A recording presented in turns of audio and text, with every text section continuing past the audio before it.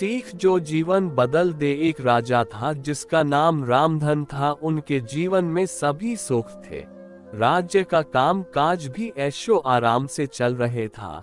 राजा के नैतिक गुणों के कारण प्रजा भी बहुत प्रसन्न थी, और जिस राज्य में प्रजा खुश रहती है वहाँ की आर्थिक व्यवस्था भी दुरुस्त होती है। इस प्रकार हर क्षेत्र में राज्य का प्रवाह अच्छा था।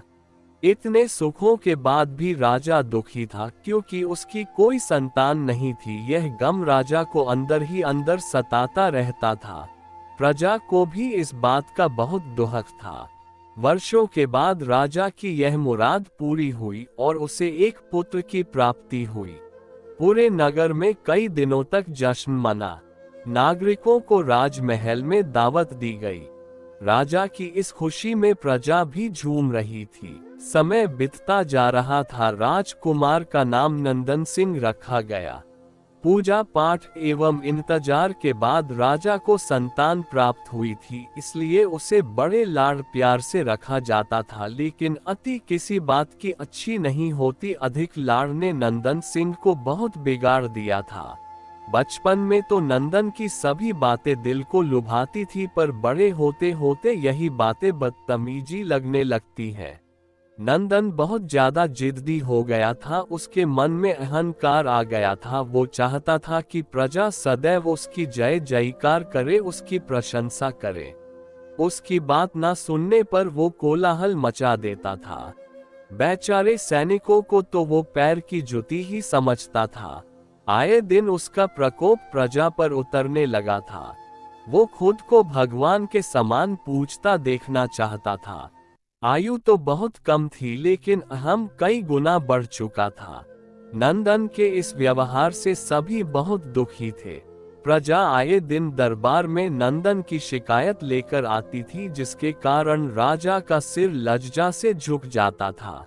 यह एक गंभीर विषय बन चुका था। एक दिन राजा ने सभी खास दरबारियों एवं मंत्रियों की सभा बुलवाई और उनसे अपने दिल की बात कही कि वे राजकुमार के इस व्यवहार से अत्यंत दुखी हैं।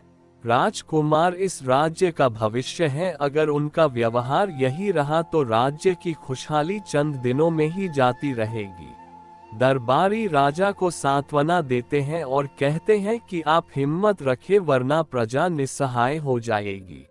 मंत्री ने सुझाव दिया कि राजकुमार को एक उचित मार्गदर्शन एवं सामान्य जीवन के अनुभव की जरूरत है। आप उन्हें गुरु राधागुप्त के आश्रम भेज दीजिए। सुना है वहां से जानवर भी इंसान बनकर निकलता है। ये बात राजा को पसंद आई और उसने नंदन को गुरु जी के आश्रम भेजा। अगले दिन राजा अपने पुत्र के साथ गुरु जी के आश्रम पहुंचे। राजा ने गुरु राधागुप्त के साथ अकेले में बात की और नंदन के विषय में सारी बातें कही। गुरु जी ने राजा को आश्वस्त किया कि वे जब अपने पुत्र से मिलेंगे तब उन्हें गर्व महसूस होगा। गुरुजी के ऐसे शब्द सुनकर राजा को शांति महसूस हुई और वे सहर्ष अपने पुत्र को आश्रम में छोड़कर राजमहल लौट गए। अगले दिन सुबह गुरु के खास चेले द्वारा नंदन को भिक्षा मांगकर खाने को कहा गया, जिसे सुनकर नंदन ने साफ इनकार कर दिया। चेले ने उसे कह दिया कि अगर पेट भरना है तो भिक्षा मांगनी होगी और भिक्षा का समय शाम तक ही है, अन्यथा भूखा रहना पड़ेगा। नंदन ने अपनी अकड़ में चेले की बात नहीं मानी और शाम होते होते उसे भूख लगने लगी, लेकिन उसे खाने को नहीं मिला। दूसरे दिन उसने भिक्षा मांगना शुरू किया। शुरुआत में उसके बोल के कारण उसे कोई भिक्षा नहीं देता था, लेकिन गुरुकुल में सभी के साथ बैठने पर उसे आधा पेट भोजन मिल जाता था।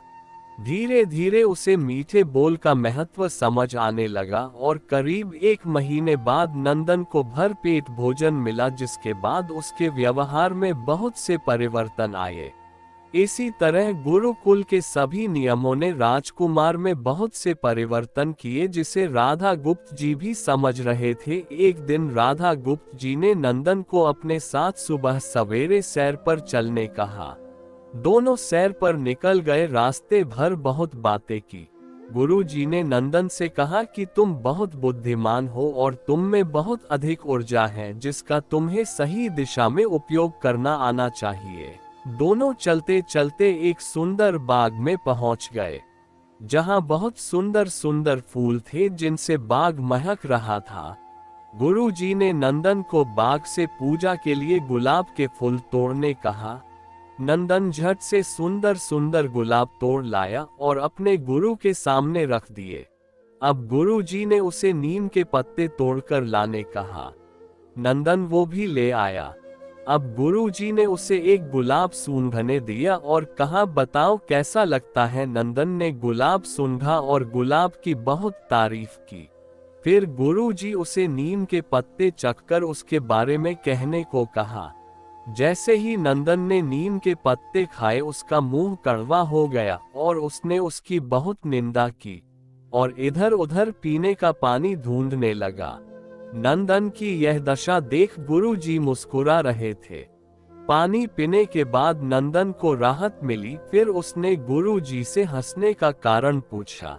तब गुरुजी ने उससे कहा कि जब तुमने गुलाब का फूल सूंघा तो तुम्हें उसकी खुशबू बहुत अच्छी लगी और तुमने उसकी तारीफ की, लेकिन जब तुमने नीम की पत्तियां खाई तो तुम्हें वो कड़वी लगी और तुमने उसे थूक दिया और उसकी निंदा भी की। गुरुजी से नंदन को समझाया, जिस प्रकार तुम्हें जो अच्छा लगता है तुम उसकी तारीफ करते हो, उसी प्रकार प्रजा भी जिसमें गुण होते हैं उसकी प्रशंसा करती है। अगर तुम उनके साथ दुर्व्यवहार करोगे और उनसे प्रशंसा की उम्मीद करोगे तो वे ये कभी दिल से नहीं कर पाएंगे।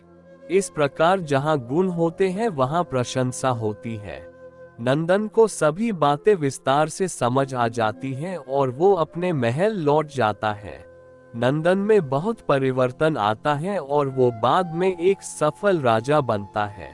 कहानी की शिक्षा, गुरु की सीख ने नंदन का जीवन ही बदल दिया। वो एक क्रूर राजकुमार से एक न्यायप्रिय दयालु राजा बन गया।